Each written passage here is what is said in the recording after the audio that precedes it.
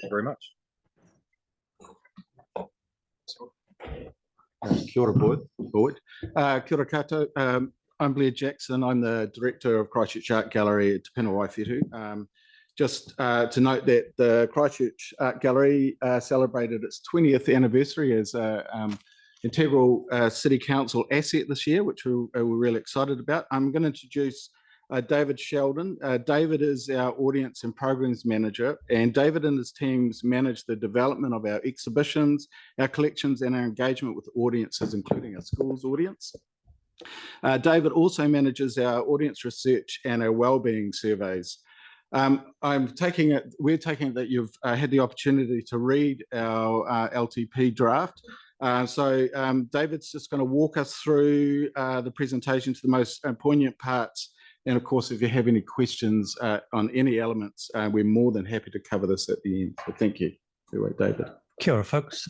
Great to be here. I'm just going to run you briefly through what we do, why we do it, a little bit of data, talk about our levels of service and activity plan, and cover some risks as well. I'll be kind of scooting through these slides quite quick and won't dwell on many of them, but I think it's more important to just hear what we've got to say.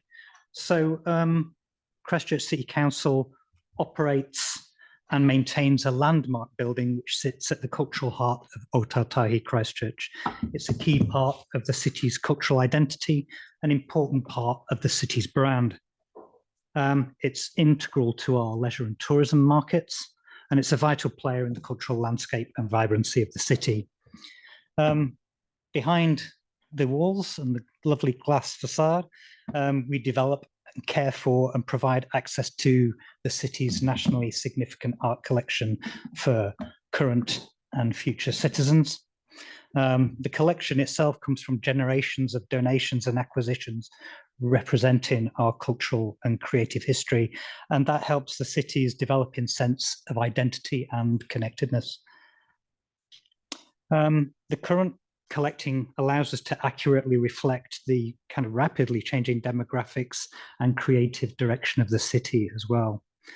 And then more outwardly, the gallery engages citizens with art and creativity through exhibitions, education programs, and events. Each year, we welcome over 300,000 visitors, and those visitors leave with a 97% visitor satisfaction rate. Over 22,000 citizens take part in events at the gallery every year, and over 11,000 children take part in the gallery education program every year. And we also put on more than 12 exhibitions each year. And all this combined provides us with a demonstrable contribution to citizens' well-being. All of that is really deliberately designed to speak to the diversity within our population and encourage a real sense of belonging in the city, and, as I've already mentioned, enhance well-being. And some of these stats I'm going to give you kind of bear that out. Last year, we had 2,000 more visitors identifying as Maori than the previous year. And that's a continuing trend. It was the same 3 years ago, and each year we get more and more visitors identifying as Maori, and that's from the exhibition and programming that we put on. There were 21,000 more family visitors last year than the previous year, and that's a repeating trend. 6,000 of those family visitors came directly from Christchurch City itself. There's been a 41% increase in visitors that describe themselves as having little or no knowledge of art, which we think is really interesting, because that's showing that we're appealing to demographics that might not necessarily perceive themselves as liking art or knowing a lot about art. So that's really important work. And even more interesting for you probably is that the gallery influenced 94,000 visits to the city last year. That's a 58,000 person increase on the previous year. And 45% of out-of-town visitors indicate that the gallery was the main or one of the main reasons for visiting Christchurch. Just one more stat. 90% of visitors felt happier after their visit to the gallery.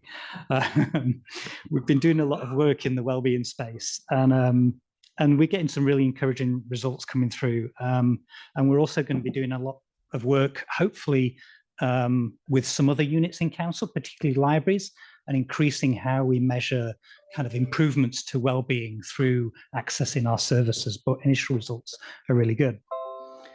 So to talk more broadly, we're not proposing any changes to our levels of service, but there are some changes to the previous activity plan going forward. One of those changes is that we're going to be requesting an increase to our storage capacity. The additional storage will be required as the city's art collection continues to grow, and it's going to be required in the next few years.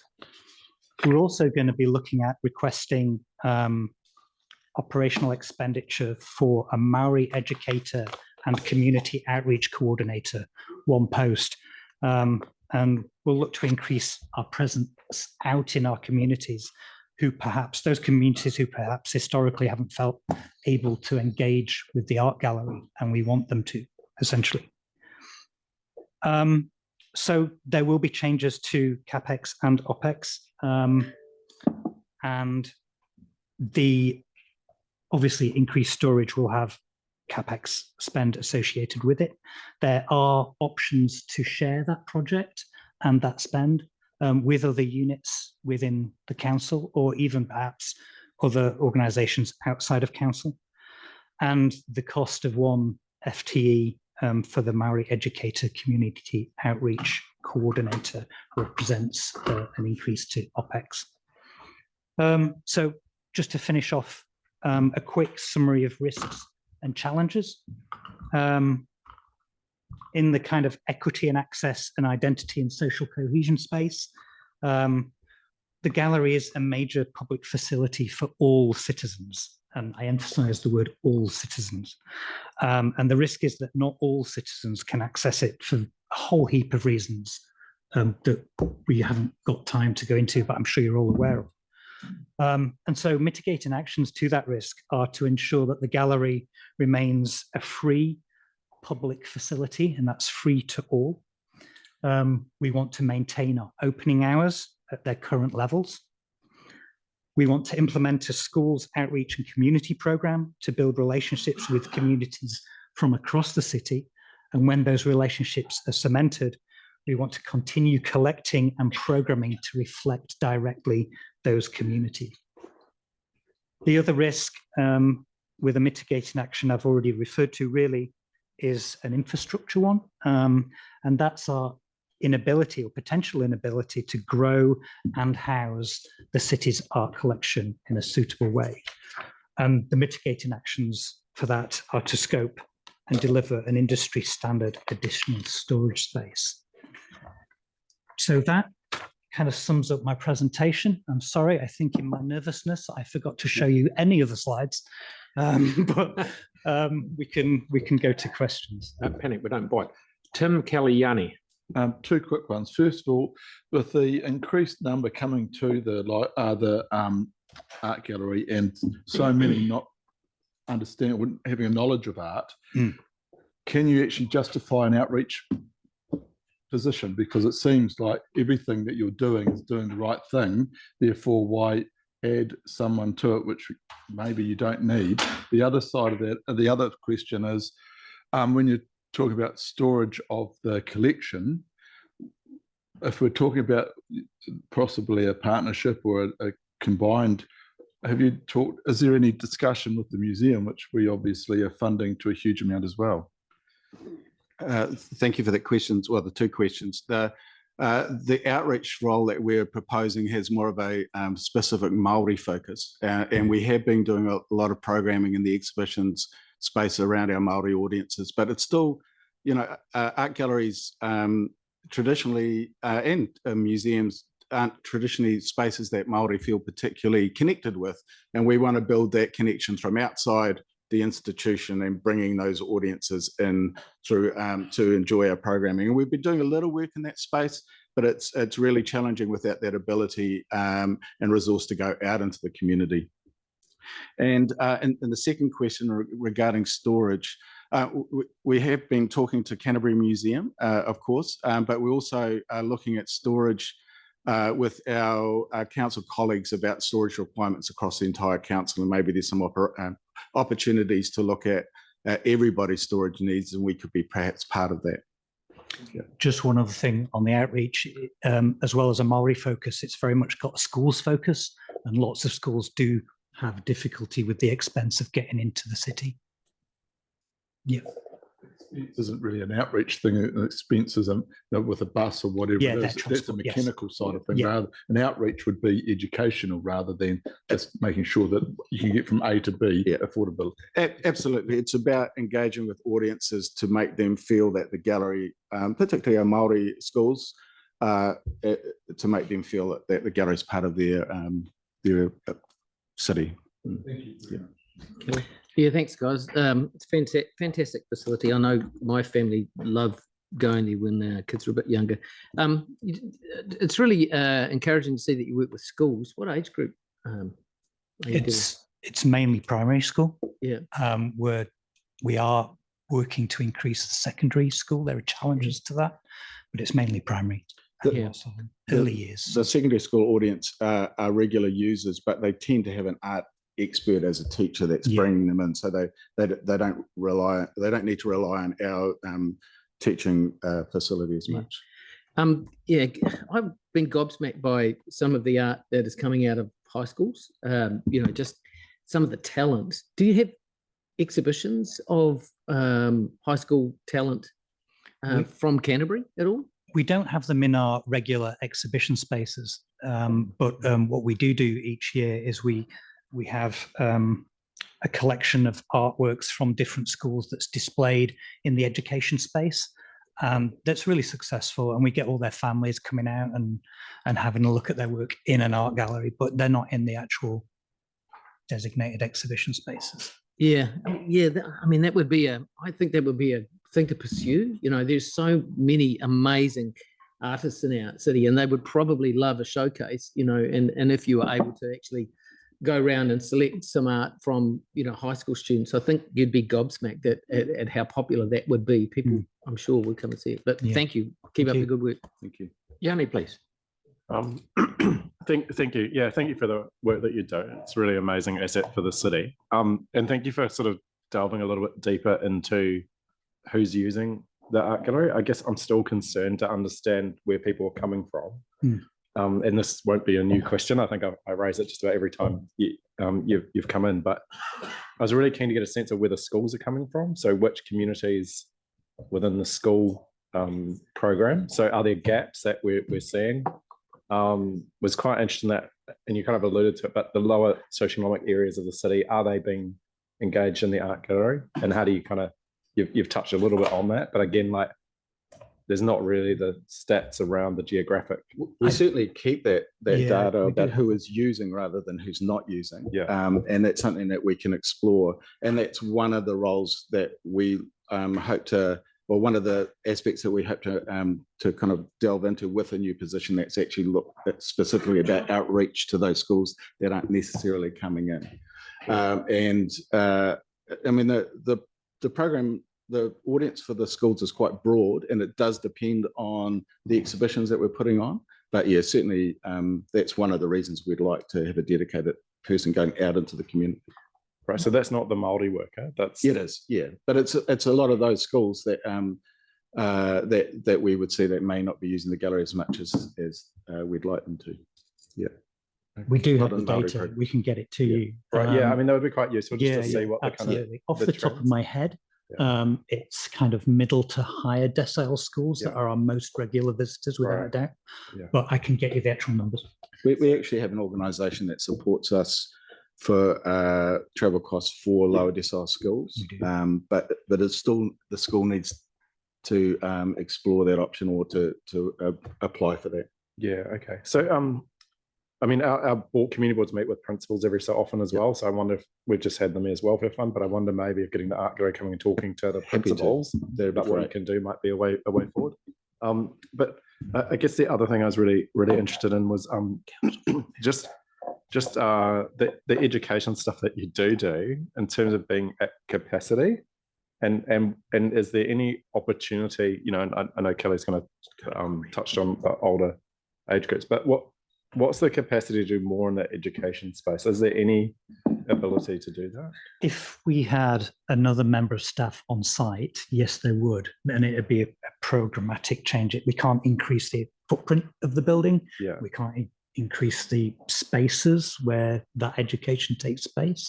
But what we would be able to do would be to kind of rotate groups through the building at the same time. Okay. That's I mean, I certainly say I would like to get a kind of option of, we've got this fantastic space. If it's sitting there empty, if we put a additional resource in, what would be the benefits that we could get? And we also need to consider, obviously, because we also have our library service with an excellent Maori team, and how the benefit of actually the art gallery and the libraries, as you say, are working closer. Yeah. Fundamentally, how do you piggyback on the back of that? Yeah. Where's the opportunities of actually thinking where the conversations are already happening? Yeah, correct. And we've got better off. It's about, and therefore have more staff. We've got better off funding as well that we could look to use. Moving along, Tyrone, please. Cool. Geez, I've got so much to say here. I'll try and get it out as orderly as I can. So, you know, I'm a working class bogan from Littleton, essentially. My parents left school at 15. They've got no interest in that. And but I had a teacher at high school, Moya Smith, who absolutely changed my life. I did art history in 7th form, and it just completely changed. It's probably the single most important course I ever did, like in education. So outreach is really important, and so I absolutely back that. Sorry, this is a statement, but I do have a question. I do have a question because I just absolutely love our art gallery. I think it's you know, I've been really lucky. I've been to some of the great art galleries in the world, and they're all amazing. I think our art gallery is right up there. It's got an exceptional collection. It's a wonderful space. It's a great place to be, but it's just not like you know, every tourist that comes to New Zealand should be there, and every tourist that goes to Florence goes to the Uffizi, or you know, or every tourist that goes to Paris goes to the Louvre, or whatever it is. Is there a paradigm shift that we can do there that where people appreciate the power, the history, the quality of our collection, to really like ram home that visitor experience? That's our why every day. You know, that's the world we live in, and that's what we want, and that's our vision, is that happens. And, you know, it's something we're slowly chipping away on. Our tourist market is increasing. And once the cruise ships start coming back, you know, that builds up again. So, yeah, we have really kind of seasonal tourist periods. But, yeah, it's, you know, it's a challenge that starts in schools. And education, art education is it's not particularly strong in New Zealand's curriculum at the moment. And it has been much stronger in the past. So, and again, that's why we want to start. It's all about our education programs. Yeah, so important. Yeah, like just 100%. A teacher can just change everything. But what we see is children that have come through our education program, as part of their class, will bring quite often their grandparents in the school holidays, because they've seen something that they want to show their family, and that's really awe-inspiring. Yeah. Okay, it's a really great gallery. Thank you. Thank you, mate. Thank you very much. Aaron, please, and then Victoria, and we've got 2 more to do before lunchtime. So so mine's a little bit similar to some of the others, but it's more around local art and artists. And I'll be very direct and I'll name drop. How do we get an exhibition in there for Tony Cribb, who does Tin Man? Because it's quite recognisable art, and he's from here, and I think we should be celebrating artists like him, and having a Tony Cribb exhibition in our art gallery, I think would be really important, because not only for when young people go in and go, hey, I could be as good as him, or I could be that successful, also international and national visitors go, oh, that guy's from here. So going back to Tyrone's point, the only thing that brings in international visitors is you're different to every other art gallery. like if we had a whole lot of copy prints of all the best paintings in the world, it wouldn't be a very good art gallery. But it's having Cass and it's having Tony Cribb and it's having whatever else is different. How do we make that happen? Well, there's lots of ways to make that happen, but having said that, there's Christchurch as a city has an incredibly rich artistic practice and an artistic community, and there's a big list of artists that we can't always show, and we're kind of working through those lists and we put them on we identify those opportunities as they arrive. But yeah, there's it's a long list. Christchurch has one of the oldest art schools in the country. It has the amazing arts facilities at ARA. So yeah, there's a lot of artists coming out into the community, and we work as best we can through them. But we're only doing 12 exhibitions a year. So right, but there still hasn't answered. How do we make that one happen? Well, that's a proposal. I'll take it back to our curatorial team. Excellent. But we often need somebody to propose that. So if Tony wants to come and talk to us, yep. Oh, you do it that way around. So both ways, talk to you guys, because I'm sure there'd be a lot of national media and stuff would be quite interesting, just because it's different. You know, if Banksy had a hometown and his hometown put on an exhibition, I say if doesn't exist. Yeah, Victoria, and then we'll move on. Thank you. Can I just dial back briefly to the discussion on that outreach position? Yes. I'm really mindful that we're heading into a long-term plan with significant financial constraints. And would it be an option for you to explore your resource capability, your existing resource capability, and dare I say it, find a trade-off with another particular work program that you can dial back a little bit in order to be able to focus on that? Is it something that you'd consider to present to us? Like a lot of departments or units through council, we're looking at opportunities at the moment to look at how we can better use our limited resources, and that's certainly an option that we're exploring at the moment. But we're relatively lean, but we can certainly explore that further. Thank you. I think, as Don said as well, the opportunity to take the lead or watch the lead that other units have made, particularly the libraries in that space, is one that we can learn from. Thank you. Far away with your next one. Are you at Yes. the Akaroa Library? Yep. I got that right? Museum. Museum, sorry. Library in the brain. Okay. Yeah. Akaroa Museum is a city council institution located at the heart of the township. The museum reports to council via Christchurch Art Gallery, with the museum's director reporting to me as the director of the gallery. The Akaroa Museum, its collections and exhibitions by their very nature provide a reflection on the lives of generations of Banks Peninsula citizens. And this museum, if you haven't been there, it's a total gem. It's loved by its local community and supported by a very active volunteer friends organisation. And the museum and its collections have been part of Christchurch City Council since 2006 and have been under local authority ownership for almost 40 years. And at this point, the museum's collection comprises of more than 60,000 objects. And once again, David's going to walk you through parts of that plan. Yeah. So I'm not Linda, the director of Akaroa Museum, but I am going to have a stab at talking about it. So Christchurch City Council operates Akaroa Museum. It's one of the most important cultural and heritage and tourism centres on the Banks Peninsula.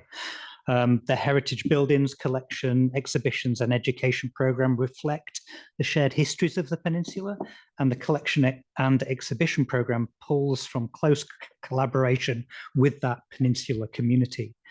The museum is very important for the Banks Peninsula community as a place to connect with their material and familial histories. And the museum is very well supported both by the community and a really active friends organisation as well. It's quite integral to the leisure and tourism markets for the peninsula, and particularly the Akaroa township. It gets about over 24,000 visitors a year, and 900 of those, which is an increasing amount on previous years, being school-aged children on educational visits.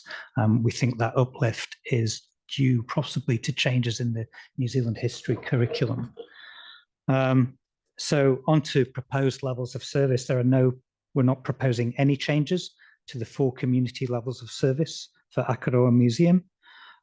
There is a change to the activity plan in that, like the art gallery, there's a request not for new storage, but for improvements to storage systems on the Akaroa site for their growing collection too. And there's also a potential, it will become a reality, project to deliver the relocation of one of those heritage houses, which is the old customs house. And that's a climate change driven relocation of a building that's directly threatened by sea level rise. In terms of CapEx, those improving storage systems will cost money. There's also updating the conservation plan for the 3 historic buildings that sit under Akaroa Museum's remit. And then there's that relocation of Customs House that I just talked about.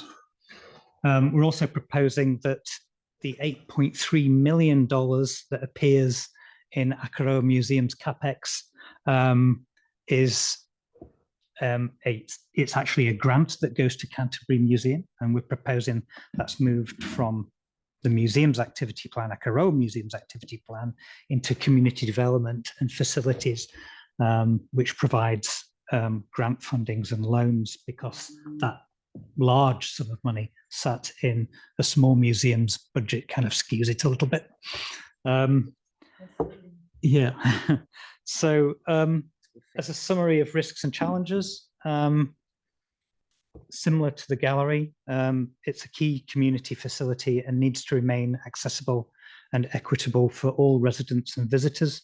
So we want to ensure that the museum remains free public facility and maintain the opening hours at current levels, and at least explore a schools educator for that site to really kind of meet the demand of those increasing school numbers. And in terms of infrastructure, the biggest one by a long way is the threat to that key heritage building due to its location and the threat from sea level rise. So that will be a fairly significant project at some point in the future. And that's Akaroa Museum. Question, Aaron, and then was it Tim? Was it you? Sorry, Aaron, please. Just raising that around the vulnerability of that building. I just something that sprung to mind, and it's kind of the opposite of what you're doing on saving it, is if we could find a building on that's vulnerable to sea level rise and leave it as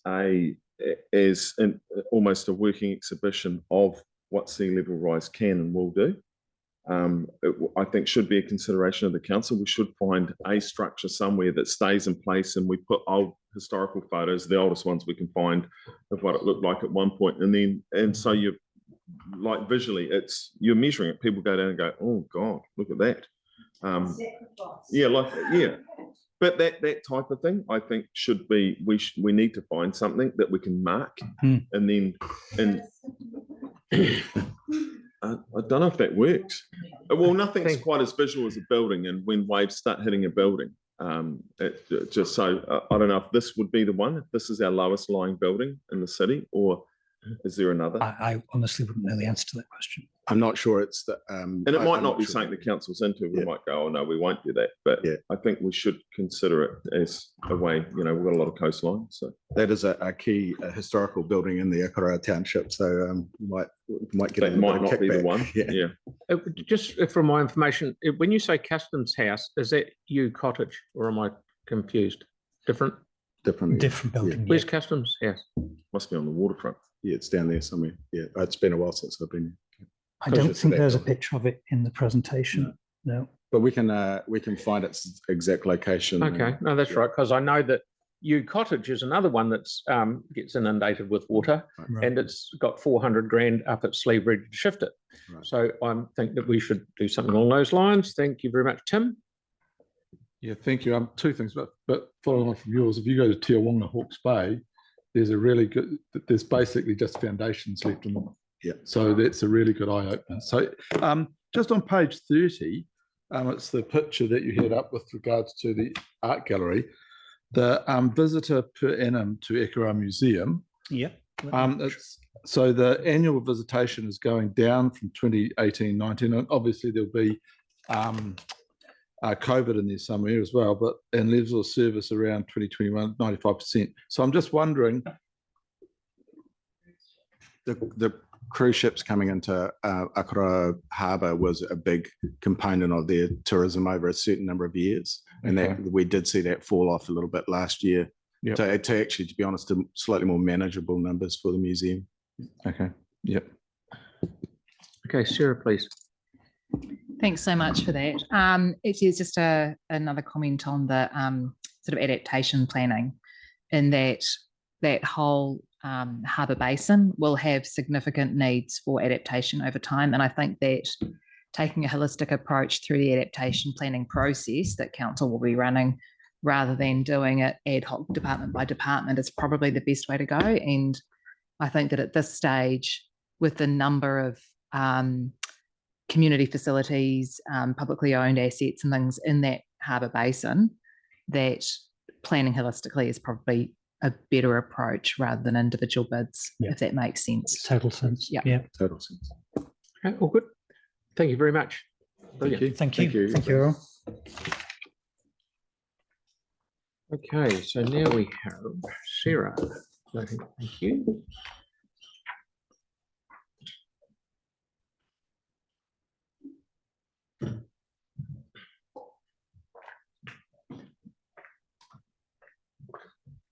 So I just walked up to Sarah and said very quietly to her, I would like you to take the opportunity to brag a little in your opening statement, because it is being recorded and I think it's important that the public hear this. All right. And it's not her natural territory to brag. It's not. All right. Well, good morning. Good morning, Mayor and councillors. Sarah Newman, Head of Citizen and Customer Services. And as Dawn has clearly given me access to say, on Friday night, our fabulous team that we have here at Christchurch City Council, sitting in our Customer Services unit, for the 4th year in a row, won the Industry Award for Public Service. But also this year, we had a focus on raising the bar. Let's see how far we could go. And we're very fortunate in receiving a gold award for across all industries for our contact centre services, which is phenomenal. When you think, I mean, it's a big deal in that industry when you go along to their awards night, lots of screaming and yelling and cheering and carrying on. And to see Christchurch City Council come up on the screen as the winner was very humbling, because I think we have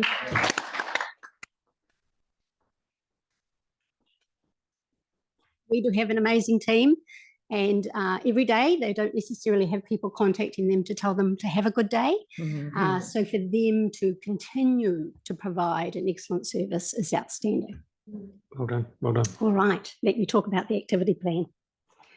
So as I said, citizen and customer services play a critical role as the first point of contact for council for inquiries and interactions. Increasingly, citizens expect accessible, joined up and tailored services that are provided to them across a range of channels. So as a result, the functions and delivery model for customer services has evolved over the last 7 years. So I'm going to talk about the 4 core activities we provide. So obviously the first point of contact, with over 640,000 interactions last year. Over 234,000 of those resulted in a service request for this organisation. And I'd also like to say, though, 78% of those service requests were completed by this organisation within service level. So I think that's pretty outstanding. I am sending a memo out because a number of you will be very passionate about our service notifications.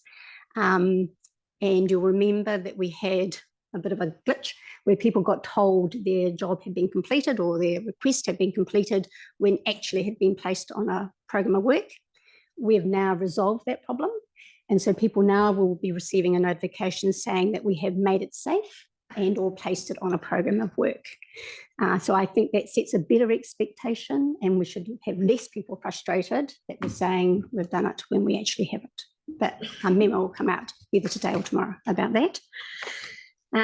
We also provide 12 service hubs throughout Greater Christchurch. So I want to spend a wee bit of time explaining to you our delivery model. So at each of those 12 service hubs, the staff are multi-skilled and multi-channeled. And what that means is we recruit people to work in every aspect of our operation, being they serve our customers face-to-face. They are also rostered to serve our customers over the phone. They do email and social media after hours. And that ensures that we provide the same quality of service regardless of how our customers interact with us. It also, though, provides variety for our customer service reps who quite often come to us and see council as their career pathway. And we're okay with that, as long as they give us a couple of years of commitment. It also reflects probably our desire to meet our customer demand. So if we have people that we can move to wherever it might be that our customers are wanting to interact with us, that enables us to be that much more agile. So we obviously plan and resource that so many people need to be on the phones at this time of the day or this time of the week, as well as busy times of rate payments when you come into our service hubs or rate rebates, dog registration, etc. We also partnership with other organisations.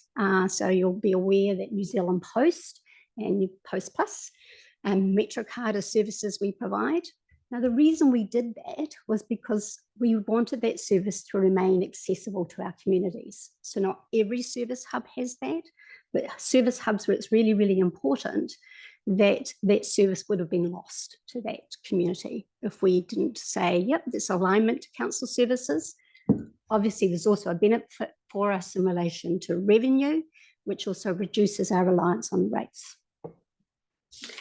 The other key thing that we do is obviously we're 24/7. So you can contact us at 2 in to talk about your rates, which is fabulous. Or so you can phone us anytime, email us, and we'll talk to us online. And as I said, we provide after hours support for our social media team. The reason we went 24/7 was we wanted to provide a local service. We had a provider in the North Island that did that for us, and there was always confusion about, well, which street or which service. So that was really important, and it enabled us to employ locally. It also supports our business continuity plan because we're in control of that, and also our ability to respond to, unfortunately, regular rain, flooding events, things like that. So really, really important to us. We also provide after-hours services for other organisations. So the Otatahi Housing Trust and City Care Property nationally. We provide their services and are in discussions currently with a couple of local councils, being Selwyn and Waimak.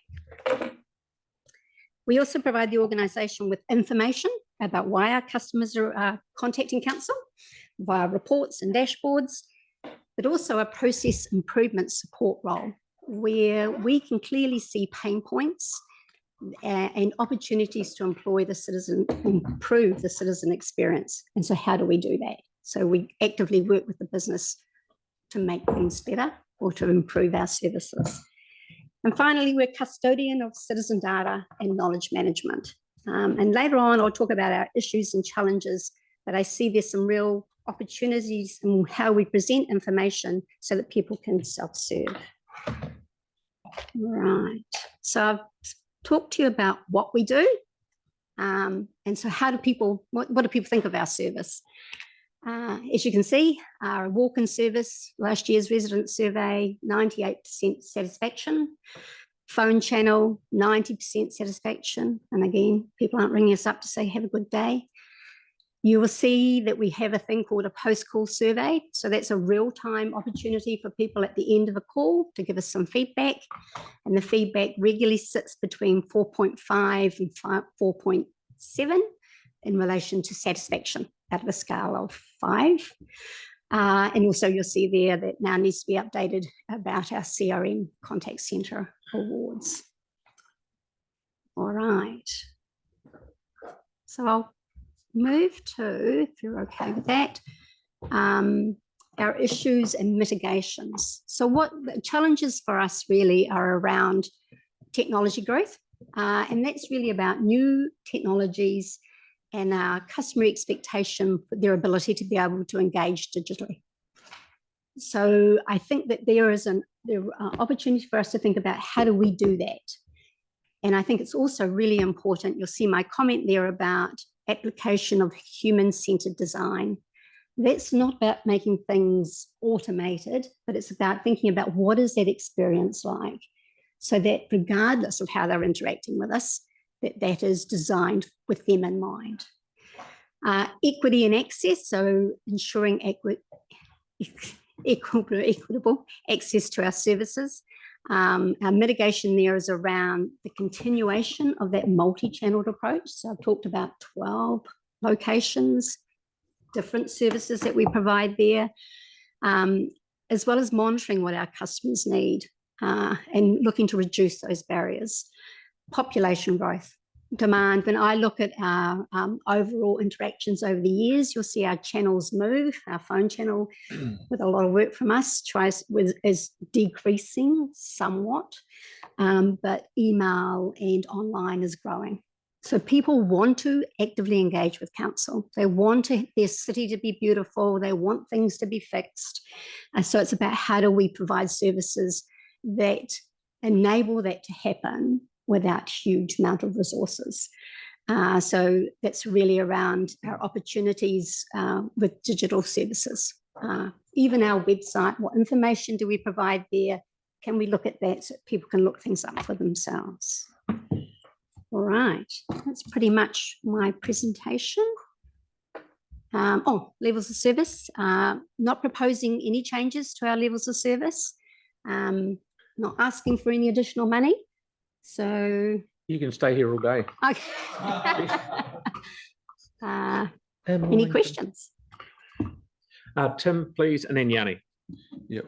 Well, nothing is perfect. I have to say that I'm sure my colleagues are thinking, how many is it per day? It's 1,755 contacts per day that your team is undertaking for us. So, you know, that is phenomenal. So thank you very much. It's cool. And please thank your staff. Thank you. Yanni, please. Great, thank you, and congratulations. That's well deserved. And for those of us that've been here a long time, we're really delighted to see that local service provision. Again, you know, so I'm glad that that's working well. There's two questions and issues of concern that I have with this, the levels of service. One is the snaps and solve is a real issue in that it doesn't tell people when their snaps and solve reports have been done. So if you go on your app, I mean, I've got 75 or 85 open snaps and solve reports that I've submitted. Yep. But there's no closure to it, which it's just kind of frustrating because then you get a separate email, but on the app, it's really hard to track.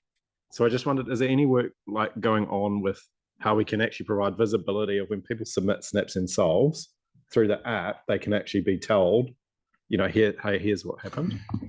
So obviously Snaps and Solve, that app isn't a council app. It's a international app. And so, yes, there is a disconnect between, and a lot of people think that Snaps and Solve is Christchurch City Council's app. Yeah. We are working actively with Snaps and Solve to improve that communication and making sure that how can we kind of line that up better. I think there's also an opportunity in relation to what we're in control of, for people to understand when we say, here's your ticket and here's the time frame, that they're now talking to Christchurch City Council. And therefore, if you want to track your ticket, how could we make that easier? There is an citizen identity project that's underway, which will enable people to be able to do those sorts of things. So not necessarily through the app, but certainly in relation to their interactions with council. Yeah. So do we have a time frame for that? Because the citizen app is February next year. The work's underway now, but I'm happy to provide communication. So as I said, there's a memo coming out today about service requests. Okay. We could build off the back of that, particularly in relation to, because Snaps and Solve is so closely connected to service requests. Yeah. We could talk about the things that we're doing and working with Snaps and Solve. So within the levels of service, do we have anything that we're going to put in around Snaps and Solve? Well, our levels of service cover off that already. Right. Okay. Yeah. Because it's an outcome. The second question was around it's great that we're doing the customer service, the NZ Post, etc. But I am concerned around the hours of operation and the resourcing that we're putting into that. Okay. Do we have levels of service around hours? And if I take the one at Eastgate, which I'm delighted that the service has gone to the library, but I think it's closed on a Saturday now. So that community used to have, a New Zealand Post shop that was open when the mall was open on the weekends between, 10 and 4 or whenever the mall was open. Now they've basically lost any weekend service at all. We've inherited it, which is great, and I'm really grateful that we're doing it. But if we wanted to look at things like hours of operation through levels of service, how do we do that? Yeah. And also staff resourcing as well. Yeah. So probably a couple of responses to that question. The team that I talked about that monitor sitting in customer services and operational process insights team. So they monitor our interactions. So we can see how busy are we during the week, and therefore in relation to New Zealand Post, and therefore do we need to provide services outside of that? So absolutely, we can look at that, and we do have busy times and not so busy times. So it's kind of seasonal, but also our conversations with New Zealand Post are very interesting now. They are obviously shrinking their service. And so we have to actively say, no, we believe this would be lost to the community. We can provide it. So our contract is only for Monday to Friday. So we'd need to look at that lever as well. So we would need to come with, okay, we have an expectation or a demand from our customers that the service is available on a Saturday, and therefore, start that conversation from there. Can we pick that up with NZ Post? We have in the past written letters to them around their reduction in services to the communities where they've had the post offices shut. But, for them to renew the contract in Eastgate with us, which is good, but then to cut Saturdays out of it, it seems unbelievable, really. So, got it. Yeah. Okay. Yeah, thank you.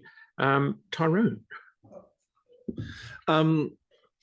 As a frequent user of the call centre, I always have a good experience when I do use it. Bit of a technical question, so it's kind of been touched on through what Yanni said. So let's just take roading contractors, right? So you'll chuck a SnapSend solve or whatever it is, put a CSR in through the call centre, and it gets closed off when it goes to the contractor, and then we lose visibility in terms of systems. So because the systems don't talk to each other. Now, it sounds easy when you say it, but to get those different systems to talk to each other is enormously technical. So what are we doing in terms of kind of just trying to sort of close that disconnect, because it is quite a... So, I mentioned the new notification being that it's been made safe and placed on a program of work. So you won't get that message it's been closed. That's an interim solution. The technology of the systems talking to each other is part of the SAP improvement program. So that piece of work has been handed across to that project. So there will be a longer term solution. Can I just quick follow up on that? So, it's obvious contractors all have different systems, presumably. So if contracts shift and contracts change and contractors change, wouldn't that put that at risk a little bit? Because if you're kind of constantly trying to pivot between different systems that you're connecting with. Yeah. So that B2B component of the SAP improvement program will cover that. And then as council has contracts with contractors, that would be a requirement of using our systems. Yeah. Okay. Good on you, mate. Samuel. Hey, yeah, thanks for that. And I agree, I always have a really, it's really good to run the call centre and they sort it out pretty quickly. In terms of the citizen ID thing, or the citizen app you talked about, because I was just mentioning that to Lynn before, and she would have known in her time at being at the university, when I was there, you could log on with your own ID and effectively have everything you needed to there. You had the running totals of what you owed, whether it's the fees or whatever. Is that kind of where we're getting to, or what's do you reckon you just give us a snapshot of what that sort of looks like? Absolutely. Yeah. So citizen ID, that project is the platform. So that's the critical piece of work that needs to be done to enable all of the other services to hang off it. We've started work on rates, what that could look like, because we have a lot of people who contact us because they don't necessarily know what they have to pay or what their penalty might be worth, why it's being charged, etc. So that would be a key service stream to turn on, and the same with service requests. So effectively, if you can think of it as a platform that enables us then to look at, well, what services should we turn on to enable that to happen?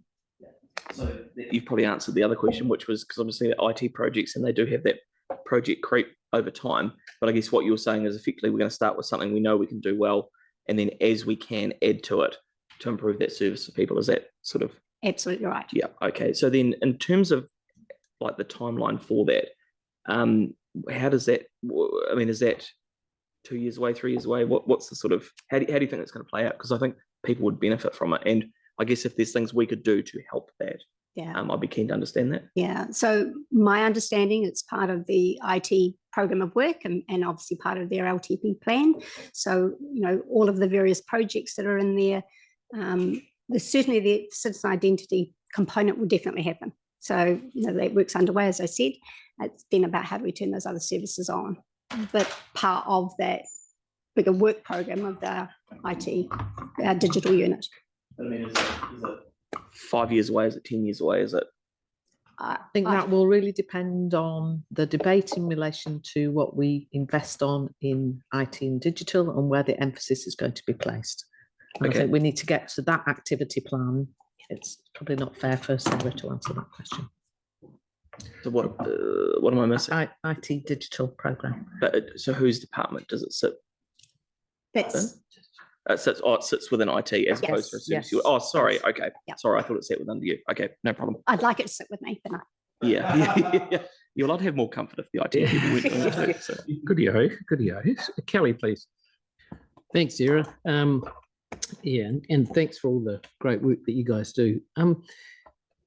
I'm just interested in the unrealistic expectations that some of our ratepayers have, and what happens in that situation. So, for instance, if somebody wants a tree locked down outside their place and there's really no good reason for it, how do we, is there a default, that says go and talk to your city councillor or something like that? Because, I do run into people who have some kind of unrealistic expectations about what can be done. It may just be their personal preference for, the street to be paved in gold or whatever. How do you deal with that sort of disconnect? Yeah. So our customer service reps are very skilled at managing that conversation with the customer and advising them of what we can do and the options that are available to them.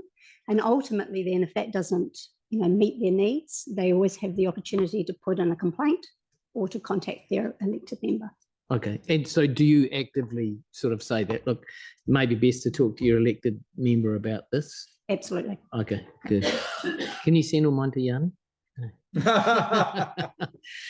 Thank you. Okay, now Dawn's got a question. Just got one for you, Sarah. And it's the total interactions that we've got at 640,000 a year. Mm-hmm. And you may or may not be able to answer this, but I suspect a significant number of those are absolutely nothing to do with council services and what we deliver. Is it possible to give a perspective about what that might look like? Because it follows up on what Councillor Barber was saying about all roads lead to council, yet we don't deliver everything. And how we manage and enable us to get the time back in real terms. So there are an interesting percentage. We did look at this a wee while ago. And so the roughly between 16 and 20%, I'll say let's learn on the side of 16% of some of our interactions are not council services, and particularly in relation to graffiti. A lot of that comes because there might be graffiti on Orion or whatever utility box. But also interesting, there's a reasonable percentage of repeat customers. And this is around making sure we do what we say we're going to do. We manage those expectations. And when we can't do it within a required time frame, that we get back to our customers. So communication is critical. But yes, you're right. There is a reasonable percentage of requests, because everybody thinks council does everything that we manage that aren't pure council business. Thank you, Sarah. Okay. Any more questions? Well done. Hey, well done, Sarah. That's brilliant. And we'll recognise you at the next council meeting. All right. Won't we, Pauline? Because I'm not here. Thank you. All right. Thank you very much.